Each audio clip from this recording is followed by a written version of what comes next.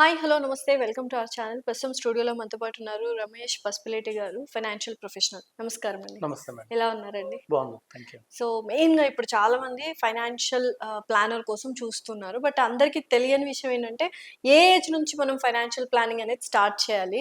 చాలా వరకు డబ్బులు లేనప్పుడే ఫైనాన్షియల్ ప్లానింగ్ చేయాలని గుర్తుపెట్టుకుంటూ ఉంటారు. అలా కాకుండా ఎప్పుడు ప్లాన్ చేయాలి? డెఫినెట్‌గా యాక్చువల్‌గా ఏందంటే ఫైనాన్షియల్ ప్లానింగ్ అనేది చిన్నప్పుడు మేబీ వాళ్ళకి గిఫ్ట్స్ వస్తుంటాయి. అంటే ఇప్పుడు పుట్టిన పిల్లలకి రిలేషన్స్ గానీ, లేతే బర్త్‌డే గిఫ్ట్స్ అలాంటి గిఫ్ట్స్ అందరూ క్యాష్ రూపంలో వస్తాయి. లేతే వాళ్ళ అంకుల్స్ గానియండి. సో, వాళ్ళందరూ క్యాష్ రూపంలో ఇస్తారు. ఇచ్చినప్పుడు అందరూ ఏం చేస్తున్నారంటే కిట్టి బ్యాంక్‌లో పెట్టుకుంటారు. మనకు తెలిసినట్టే అందరూ పిగ్గీ బ్యాంక్ అడుగుతున్నారు. అవును. సో, పిగ్గీ బ్యాంక్ మనం కొనిస్తే అందులో వేసుకుంటున్నారు పిల్లలు. కానీ ఒక విషయం తెలుసుకోవాల్సిందేందంటే పేరెంట్స్ తెలుసుకోవాల్సిందేందంటే అవి పెరగవు. హ్మ్. సో, మనీ వాల్యూ అక్కడే ఉండిపోతుంది. అవును. ఇన్‌ఫ్లేషన్ ఉంటది. రకరకాలుగా. అవును. సో, అందులో ఉన్నప్పుడు దానికి వాల్యూ లేదు హ్మ్. యాక్చువల్‌గా. So, okay. మనీ సేవింగ్ అవుతుంది కొంచెం. అది కూడా ఒక రకంగా మంచిదే. కానీ అవి గ్రో గాదు. సో, గ్రో గాదని మనం పిల్లలకు కూడా తెలియజేయాలి. హ్మ్. సో, ఇలాగే ఉంటే ఇక్కడే ఉంటుంది. ఇలా ఉంటే మనకి ఫ్యూచర్‌కి సరిపోదు. హ్మ్. ఈ అమౌంట్‌ని ఇన్వెస్ట్ చేయాలి. ఇన్వెస్ట్ చేయడానికి మార్గాలు ఏమున్నాయనేది వాళ్ళకి చెప్పాలి. హ్మ్. అంటే వాళ్ళకి గూడా ఒక 5 ఇయర్స్, 6 ఇయర్స్ రాగానే సో, బ్యాంక్ ఇంట్రెస్ట్ అంటే బ్యాంక్ ఉంటుంది. బ్యాంక్‌లో డబ్బులేసుకోవచ్చు. మనకు కావాల్సినప్పుడు తీసుకోవచ్చు అని చెప్పొచ్చు. హ్మ్. ఇంకోటేందంటే బ్యాంక్‌లో మనకి 6% 7% వస్తుందనేసి అంటే వాళ్ళకి సరిగ్గా అర్థం కాకపోవచ్చు. హ్మ్. స్టిల్ మనం ఏందంటే ఇలా కొంచెం 6-7% తక్కువ జస్ట్ అమౌంట్ బట్టి ఇప్పుడు రూ. 10 నీ దగ్గర ఉందనుకో, వాళ్ళు ఇంకొక రూ. 2 ఎక్స్‌ట్రా యాడ్ ఆన్ చేసి మనకిస్తారు. సో, అప్పుడు మనది రూ. 12 అవుతది అన్నట్టుగా చెప్పొచ్చు. చెప్పొచ్చు. అండర్‌స్టాండింగ్‌గా. హ్మ్. కొంచెం స్లోగా పెరుగుతుందని చెప్పొచ్చు. తర్వాత ఏందంటే ఇదే అమౌంట్‌ని మనం మ్యూచువల్ ఫండ్ ద్వారా ఇన్వెస్ట్ చేస్తే హ్మ్. సపోజ్ నెలకి 500 గానండి.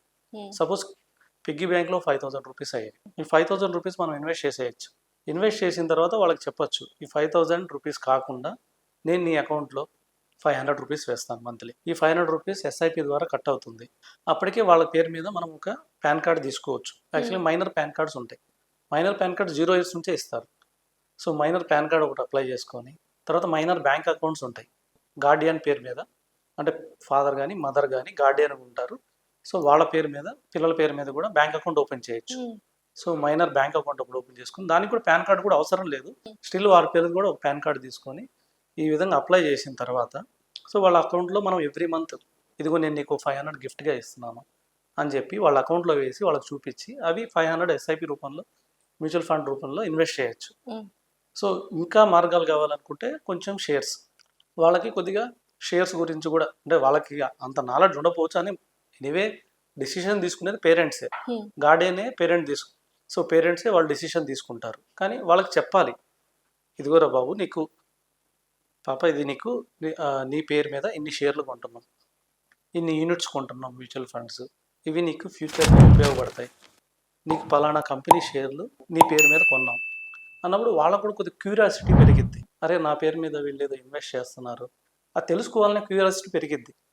వాళ్ళ అకౌంట్‌లో డబ్బులు పెరుగుతున్నప్పుడు కూడా వాళ్ళకి చూపించి, ఇదిగో నీ పేరు మీద ఇంత డబ్బులు పెట్టాను. అవి ఇంత అయింది. ఈ డబ్బులన్నీ నీ కోసమే. నీ ఫ్యూచర్ కోసమే.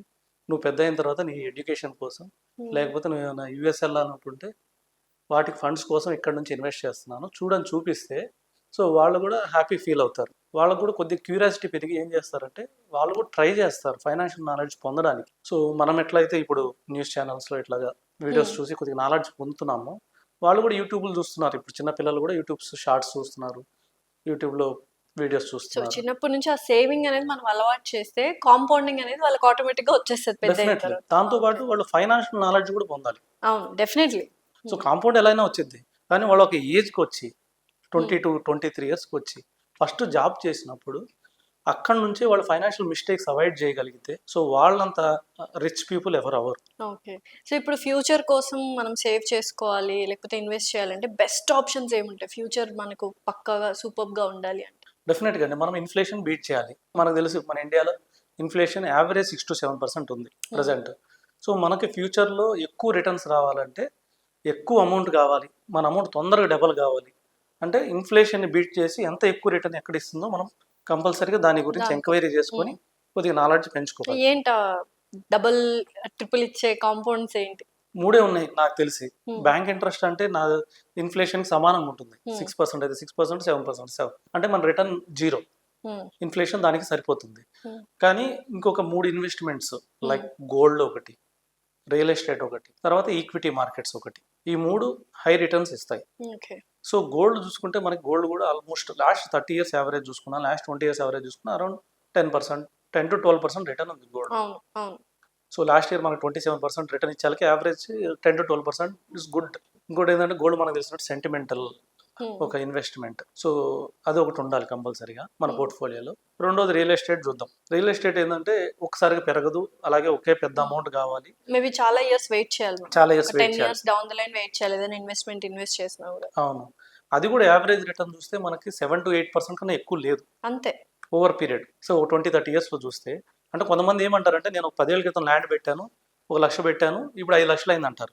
కానీ 20 ఏళ్ళ క్రితం కూడా కొంతమంది 1 లక్ష పెట్టి ఇప్పుడు 20 లక్షలు అయింది అంటారు. సో కానీ ఓవరాల్ రిటర్న్ క్యాలిక్యులేట్ చేసుకుంటే అలాగా లాంగ్ పీరియడ్ నుంచి యావరేజ్ చేసుకుంటూ వస్తే అరౌండ్ 6 to 8% కన్నా ఎక్కువ లేదు gold. Okay, 8% maybe decent return real ఎస్టేట్లో. మళ్ళీ ఒక హ్యూజ్ అమౌంట్ ఇన్వెస్ట్ చేయాలి, కొద్దిగా లిక్విడిటీ ఇష్యూ ఉంటాయి, కానీ okay 8% to 8 to 10% also good. ఎందుకంటే ఇన్ఫ్లేషన్ బీట్ చేసింది, 6% ఇన్ఫ్లేషన్ బీట్ చేసింది, మనకి ఇంకా అప్రిషియేషన్ వచ్చింది. ఇంకా మనకున్న నెక్స్ట్ అసెట్ ఏంటంటే ఈక్విటీ. ఈక్విటీ అంటే మనకి కంపెనీ యొక్క షేర్స్ ద్వారా వాళ్ళ వాటాలు అమ్ముతారు. అవి మనం డైరెక్ట్గా నాలెడ్జ్ ఉంటే షేర్స్ మన డీమ్యాట్లో కొనుక్కోవచ్చు. మనకు నాలెడ్జ్ లేదనుకోండి, మన ఫండ్ మేనేజర్కి డబ్బులు ఇచ్చేస్తే ఆయనే మన తరపున మంచి షేర్ సెలెక్ట్ చేస్తాడు, మ్యూచువల్ ఫండ్స్లో ఇన్వెస్ట్ చేస్తాడు. సో మనకి ఏమి రిస్క్ ఉండదు.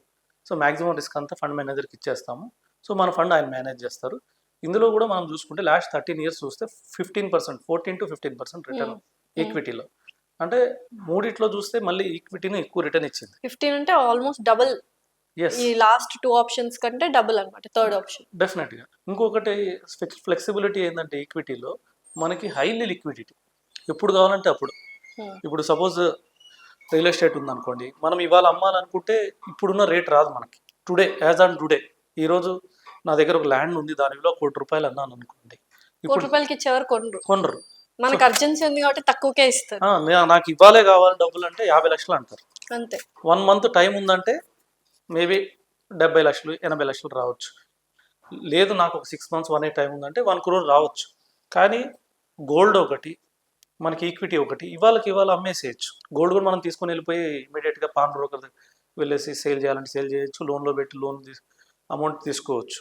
సో ఇంక ఈక్విటీ ఈరోజు మార్కెట్ రేట్కి ఇప్పుడు సడన్గా మనకు మన పోర్ట్ఫోలియో ఒక 10 lakhs ఉంది, ఇప్పుడు నాకు 10 lakhs కావాలి, అట్లా సేల్ చేస్తే వితిన్ ఈక్విటీ షేర్స్ అయితే నెక్స్ట్ డే వచ్చేస్తాయి, మ్యూచువల్ ఫండ్ అయితే మనకి డే ఆఫ్టర్ టుమారో వచ్చేస్తాయి. అంత లిక్విడిటీలో మనకి మంచి అసెట్స్ ఉన్నాయి. So equity market is the best option యాక్చువల్గా చెప్పాలి.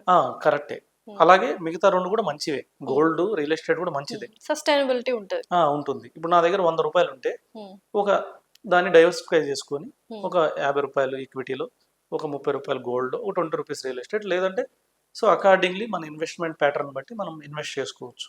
ఈ మూడిట్లో చేస్తే మంచి విలువ వస్తుంది.